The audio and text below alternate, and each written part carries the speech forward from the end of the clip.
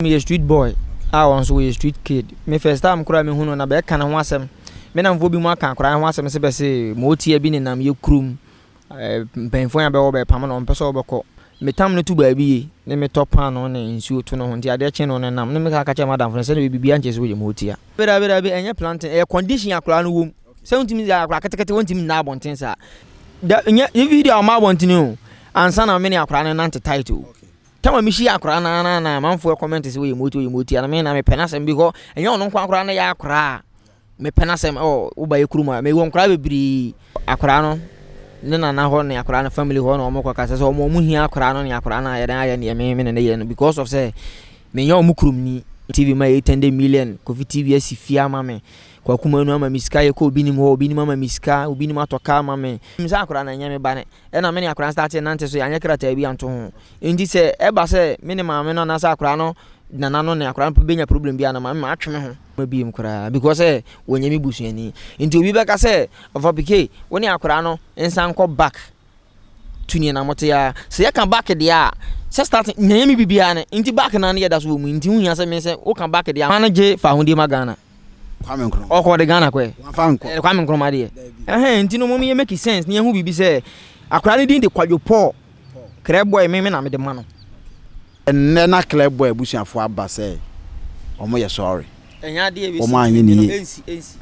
In case ensi. Ensi ntime nwene ho. Okita phone bi agime wo bi a wo YouTube.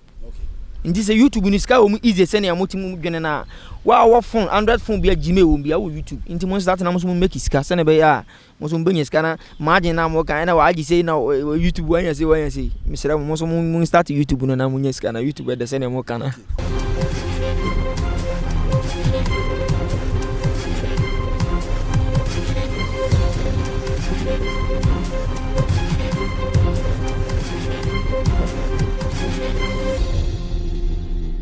Ajuma na o ye no ajuma na o ye na umpene why hey see chrono yo it's your boy One Kolo Imadek TV involving the youth. Watch it. Yeda onyankopon ase se wama adepa san so ache ebiem na yetin kwam a yenwe ye Imadek TV na wani guso a wo hwe no e wo YouTube be pa cho subscribe to your YouTube channel na wamia notification bell no so se ne be ya video bi a de beto obi a no ubenya bi ahwe mesro. Imadek TV continues to be one of the best online TV stations in the Bono and Ahafo region. Now the Bono is the Bono and then the Ahafo region. We keep on giving you nothing but the best, but we can't do this without you guys out there. So please subscribe to Imadek TV and make sure you click on the notification bell so that whatever we put there, you'll be able to also get a notification and watch. Today happens to be another exciting day and we are coming your way with another exciting interview. Currently we are in Nkranza. Eho any wo sisi e di dwumadi e de bro ye wo Nkranza sisi e di dwumadi e de ebro na ene no ye ne special person bi na ne ba ba atwen ko isan se ya pe no ache nti o kan ho titru pa na ne ya ba beju Nkranza a e wo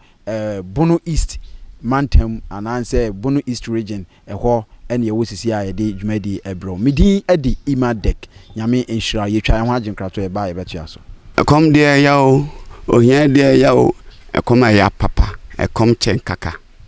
kanetete ne efa me komba just because every day na me de komda ene ne mako chen onga prima chiko wachi we ya bono e mono emfono hwe ba bia hwe street Imadek TV hwe no o se ba bia. All right, yami ensure say o sanso hwe Imadek TV.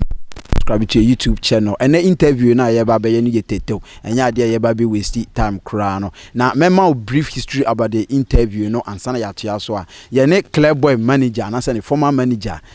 minim say omoda so ye adwuma na so munya adwuma but club boy manager ye fe no PK ono ene ne ba etwen kom say unim ananse bia won kai club boy ya small boy bi akwaraketu bia na video bi I think say 2019 or video bi ba bonten a oye na ni say mi hu ne clear sa boy no ono na meka na asem no ono ene no e ba etwen enkom ni manager na e ba etwen enkom no na yaba bedru ne nkyenya yene no eba bekasa na yabisa no 1 or 2 because we have been hearing rumors about Onene Clayboy as you say no kra na enye no kra ni Imadek TV ntumi konkogina abontene ne ye nka hwe emfa wo ehu behia se yene ono ankasa mu ebekasa na yese kakum yagino kwakua no mu ntini no ono ankasa aka ni ekoso bia wo ne Clayboy ntem na kire eni nti ana yaba yene no ba betwe nti ye ba ya na APK ntini aba PK akwaba Mejoso minia yema kwa baba Imadek TV so Mejoso se bia boko nyame gusu shirae PK yen kwachiri ye start aboni tetew na watumi akoye ne wo ye kose nim se na wonsa da bibi mu na yama waba wasa omra begina ese me pese me bi se free this angle say ekwan ben so na ushia Clayboy oh meche obibia wa mo hwe nyina me do obibia se mo nya mere mo hwe Imadek TV ofa PK kwan ya me fa so a me shia Clayboy like me a street boy I was a street kid. Me first time kura me hunu na be kan ho asem. Me na mvo bi mu aka kura ho asem se be se mo tie bi ni nam ye krum. Penfo ya be wo be pam na on pese obekọ. Ba na me hunu ne da. Na me ka se na krum ha de mo tie be na ba. Nti wonde bi me hu se na kura bi da abonten. Na me ka che madam fo no ka che me se akura na wo kan ho asem no. Wone na me kwohwe na nam se we de bi bi anche se we mo tie. Nti ho no metam no tu baabi ne me topa no ne nsuo to no ho nti ade che no ne nam ne me ka kacha madam fo se ne bibia nche se wo ye motia nti me miti na wono ne ye se bi obi betima kasa no ho anaso wo kasa no ho obefiu but enam oba me nche a riane a wonya ne agora me ne di nti ne be kama ni ma me start se ne ho ye nika nti me de ne ye some video nti obaji hini wiase mu anyina ma bia hunu no ma Kofi TV ba be ye interview am start ya nam ne akwara na nam nti me na akwara na nti ye enyuma no na nam so ma audition eno akwa me fa so me shia the first video na ye sa Clayboy mi hu ne Clay ne ado eno no na ye planting na nansese o da be enye planting e condition akwara no wom se untimi ya akwara ketekete untimi na abonten sa nti e condition e wom a ne na no treatment na na de ma no na akwara no feel nti anytime bia wo abonten won ntina fi nti ene na ma ono kwa fo ma okofa na yiba ene na dua baba ya obi fire okachen se onfa de ma no na nipa nse nyo ne fe no so obo a ne fe na wo fa hu ne kle ni sa video ndi ba ntinya planting ni passion pa no de kasa asem eti emram sa video ni ba bonten a Clayboy a man for start say omo ye you know at what point na hu say okay mami manage akwala no da nya video ma bonten o ansa na me ni akwala na nante title tama mi shi akora na manfo comment say we moti na me na me penasem bi go enye ono kwa akora na ya akora me penasem wo ba yekuruma me won kora bebiri what I say intini me wo bia me pen kora asem ntinye se bi a Kofi be ni interview nti a me pa akora na asem so what I say alright nti ye nya no issue say one Clayboy mo nanti akwa akire adwuru ba bi mpempenso bi there are a lot of programs are na mo ye ene ye hu Clayboy bi e wo videos be bra air drop it Jasem nesi. Nyesi ese amanfo bi mo ko akora no ne na ho ne akora na family ho no mo ko kasa so mo mu hia akora no ne akora na ya dan ya ne me ne ye no because of say me nya omu krum ni nti omu produce akora no ne papa na na say omu nje akora no firi mi won fa no mo no omu enya ne me ne akora na ye nti the sense me asantini no mo so omu ye gudisifo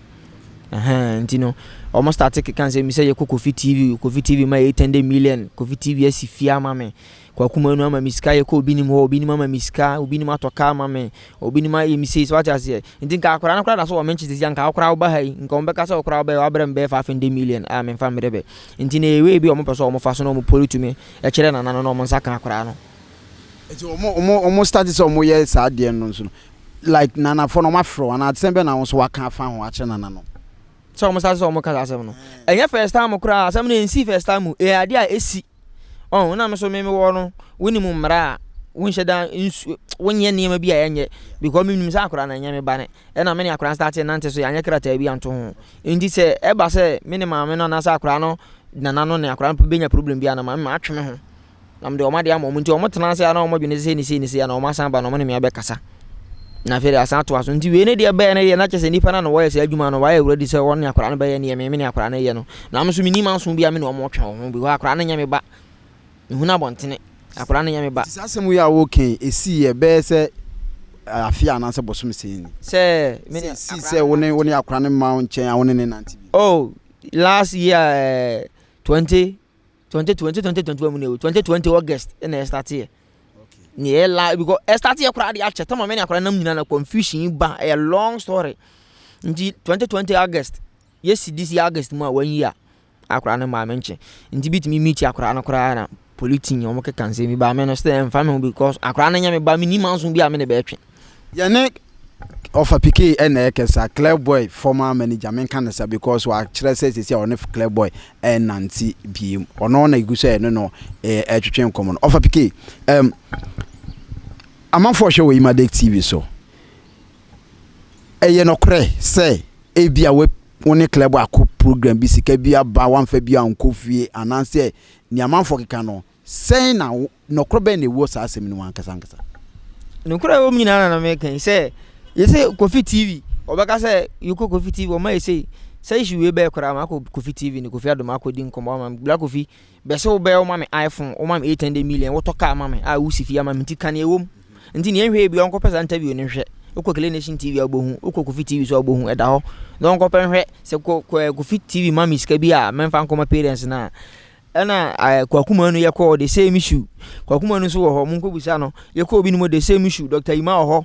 Dr. Ima obi ni makra ba kwa obi ni kan bro kan hwia no no aka no bro fo no ha ono madam fo no obotumi afre no wabusa no say ba bia be ko bia no like busuani ni nkasa je 1000 na je 2000 fa ko ba wo kwa expect say last year bi kura last time bi ye basunwan BATV ye ba BATV wa we awe ye be do the problem see but hu hia say me ba be fra aka chief say problem see we akora ntu kwan ade a so de 100 million ba akora no be ko school emia obedidi emia then tar ne bibi emia metimi sponsor akora na ma bi kan ono nkasa na no but nipa de ene mampanyi ba ko bi ka say ye short memory nti before your life on ba me ha me to the sense akora see ade one club boy nya adwuma bi ye nya adwuma bi mkora because wonya mi busuani nti obi be ka say of PK woni akora no ensan ko back tuni na mote ya se ya kan back de a se start nya mi bibia ne nti back na ne ya da so mu nti hu ya se me se wo kan back de am de no wo kan no so what ya say ye back ya ne be bi esan we ena Nyankopon a mbo me say bia me mfa kre boy so enye anasa kre boy mfa me so nye ni ebesi bia no se Nyankopon si bo wi ase no wa bo awie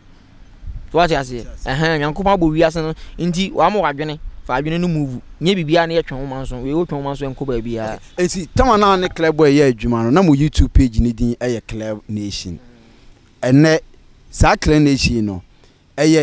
Club Boy brand ene Club Nation no ananse wankasa na wo de sa Club no de baaye because see a won ni nya adwuma biom but ebia YouTube ni da so Club Nation unhu ni say ebia still no Club Boy brand ena wo san so de ko ani okay my main starting feeling say wana je fa hundi magana Kwame Nkrumah oko de Ghana kwe Kwame Nkrumah de nti no mo me make sense ni hu bibi say akora ni din de Kwadwo Paul Club Boy me na me de ma no nti so obi ka say akora no Club Nation ono ontimi kura ntwere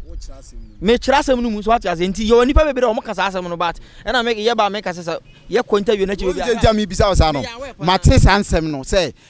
oni Club Boy oni Club Boy na TV mu a Club Boy na ni din de Club Boy na ade atoso no afre Club Nation eti so woni ne na TV mu ade nti na ni din Club Nation no ana Club Boy no eda so da wo YouTube channel nsema me ma tintina me bisa no ne o pese o te sa asem no mu o hu akora na papa no mu sa akora na papa sa o won din ben no de to akora no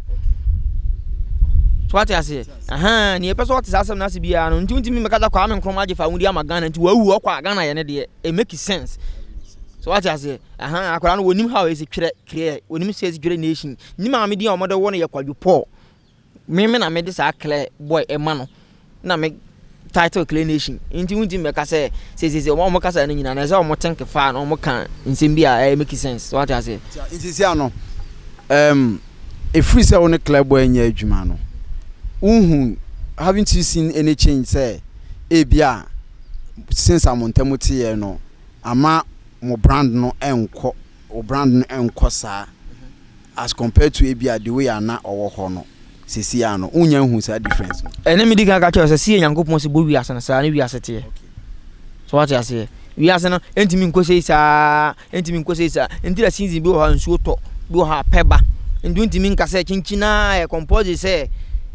woni akwara nam condition how na woni emasiko no enko saa me nyankopon nyame ne me bo wiase me ma me wo me me be hunu se ma ba wiase enim kwankra ma me fa so am wo me nti ade ache na me ne ma bi move aye say ade ache me move na aye say ya say keep on what you say minti min kasa kinchina me chenyi no e na ade ba ko so ne say omotinki say bi a clear boy tetama ye videos no e na amanfo ta kasa asam me pa say mini akora no me hia akora na akora be ma me ne ma akoso me wo kasa metima kasa eno so no hia akora no omo say me hia akora no ama me ne ma akoso wo san kasa metima kasa it make sense so what you say to the sense say akora na me kasa ya wona ma me na nya compose say tama all days aye video no omo na omo me WhatsApp list to me Facebook list nya ya we say do na me wo ma akora nti no say ye video bi awi a me try say me share say me WhatsApp number say 500 a me try say bia benya bi ade cha me try say bia benya bi but edu ba bi ni me jae nti the reason why YouTube no me kra YouTube no then share dan yama yi I say nowadays no na say many ko me share dan check YouTube me start YouTube e ko 3 years ni nso black mu hianya nsem nyina na say ye wati ase ye nsem nyina na say because ye won nsem bi wo ha obi te wo hwemi asoma me kan wuti but ne man kan kire so be rate what ase nti no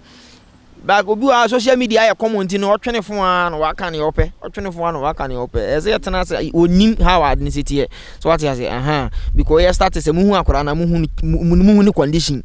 ye kwa radio so first time ye kwa radio so ye sunyan tactical chef for Chess FM nsema akoni ehwe bi onko first ante bi nhwe nsema na akora na ye kan sa na mane no me kira akora no nya botere e ma akora na kire no hawa yesinante na wuti me kasa ipa ho so what you say even kura na kura sa cha na o mo bom dimbone no say obeke kan sem bi go hia na de na mane ono peso wode na ma no onya ne ope me fie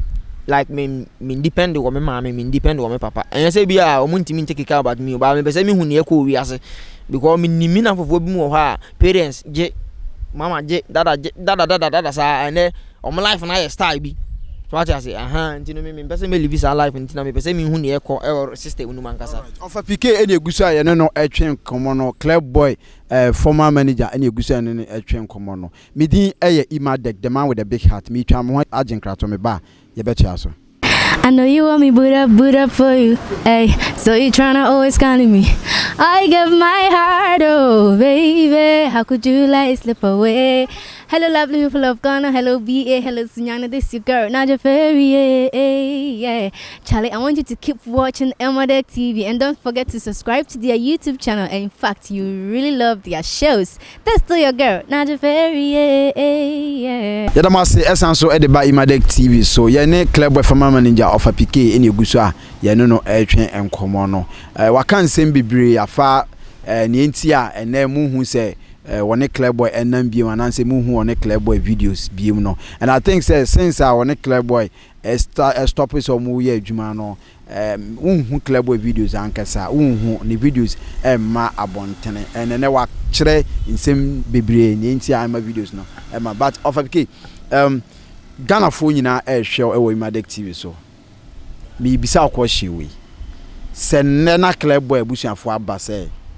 omo ye sorry enya de e omo anye ni ensi in case ensi ntime nwene ho de na chere ensi enya de like out of sight out of mind ensi ntime nwene ho se e me nwene ho se e me na makota ya lupiri ensi obi ta ya lupiri ensi